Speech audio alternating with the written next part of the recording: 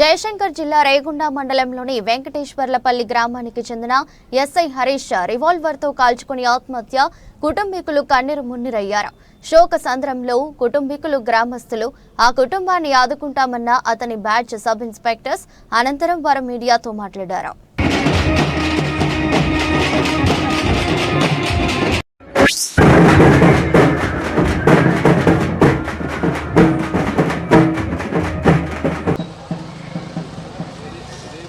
మేమందరం కూడా 2020 batch civil sub ఇన్స్పెక్టర్లము.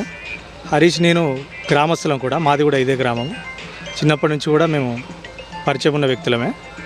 Harish చాలా మృదు స్వభావి, మంచి వ్యక్తి, చాలా అందరితోటి కూడా చాలా స్నేహపూరితంగా కలిసిమెలిసి ఉండేటువంటి వ్యక్తి.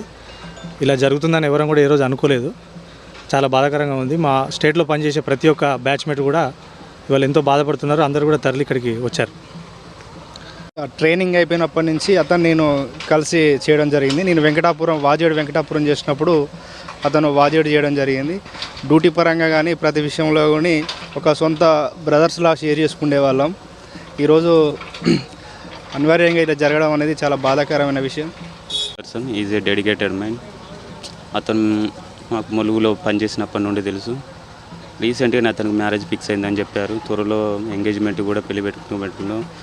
నా పెళ్లి కూడా మార్చిలోనే జరిగింది. నీ పెళ్లి జరిగింది కదా, నేను కూడా అలానే చేసుకుంటే చెప్పని డిస్కస్ చేశాం. కానీ ఇంతలోనే ఇలా కనుమరుగైపోతాడని అనుకోలేదు.